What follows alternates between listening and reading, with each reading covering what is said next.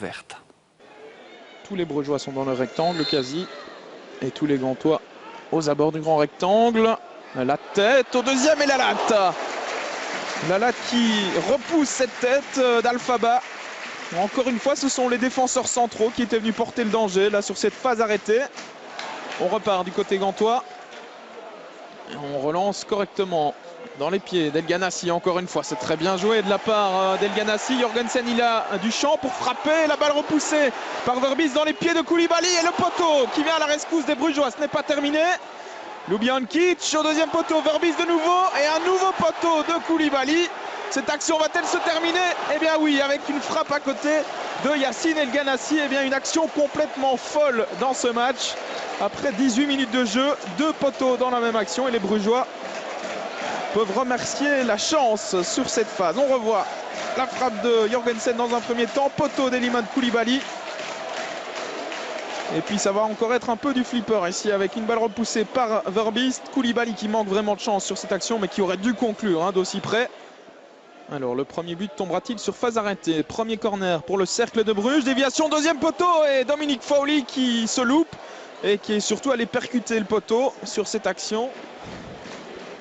Invariablement, c'est encore El Ganassi qui donne ce coup de coin. Koulibaly, la tête, le sauvetage miraculeux de Verbis une deuxième fois.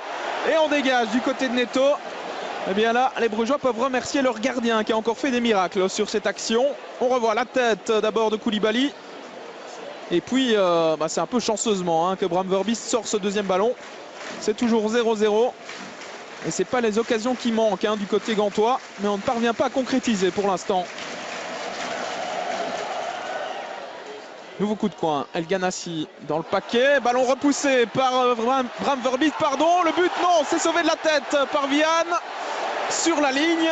Eh bien, décidément, ce ballon ne rentrera pas, sans doute pour les Gantois, en tout cas pas dans cette première période, si ça continue comme cela. Alors on va revoir une nouvelle fois cette action avec la frappe manquée par Arzo. Et c'est Alphaba qui avait frappé sur le crâne finalement de Denis Vian. A priori le ballon n'est pas rentré. Les Gantois qui reprennent la possession du ballon. Baric avec Smolders qui a un peu d'espace devant lui. Il va tenter de trouver El Ganassi. Voilà qui est fait. El Ganassi à toute vitesse avec Rudy qui revient dans son dos. Le centre extérieur pied d'El Ganassi et Vian qui se trouve. Et c'est encore une fois Bram Verbis qui est là pour sauver les meubles véritablement. El Ganassi face à lui, Rudy. La passe en retrait d'El Ganassi qui reste disponible pour Marco Soler. Retour avec le Diable Rouge. Attention, El Ganassi, la frappe, ça ne passe pas loin, c'était bien tenté. Là, il tente, il ose, il provoque El Ganassi. Il fait un bon match dans l'ensemble pour l'instant. Vaneno dans le rectangle. Face à lui, il y a Mario Baric.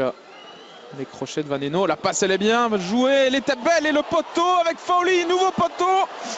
Et c'est Rudy maintenant qui va peut-être pouvoir frapper, qui glisse une nouvelle fois. Eh bien, décidément, il devrait changer de pneu.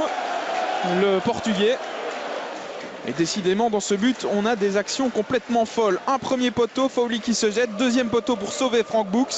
Et puis Rudy, là, qui ne parvient pas à frapper, qui glisse. Coup de coin d'El Ganassi. Premier poteau avec la frappe de Nahayo et une nouvelle parade. 5 étoiles véritablement de Bram Verbis. Ce gardien, il fait un début de championnat tonitruant véritablement.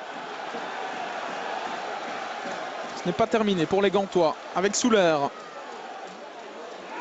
À l'entrée du rectangle, la frappe de Ljubijankic et nouvel arrêt de Bram Verbis. Eh bien, on va pouvoir lui ériger une statue du côté de Bruges dès cette première journée de championnat parce que le gardien du cercle est véritablement en train de faire le match de sa vie aujourd'hui. Regardez cet arrêt du bout des doigts ou du bout du pied, encore une fois. Et Marco Soler qui perd le ballon au profit de Rudy qui est reparti dans ses dribbles.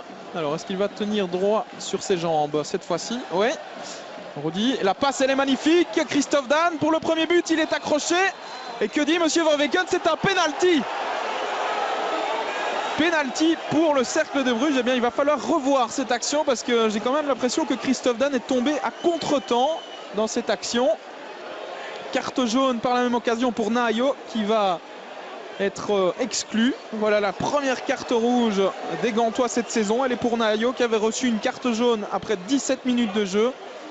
Et pas de doute dans le regard de Monsieur Verweken. On va revoir ça avec Christophe Dan qui glisse véritablement tout seul.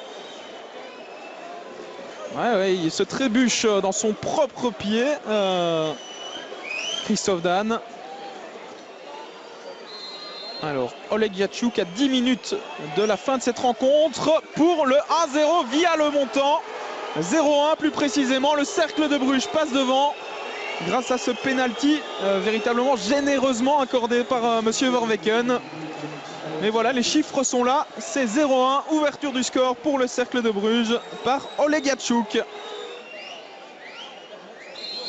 Et c'est la fin de ce Gantois Cercle de Bruges. Victoire du Cercle 0-1. Du côté brugeois, on se satisfera évidemment de ces 3 points arrachés grâce notamment à un exceptionnel Bram Verbiest dans les buts.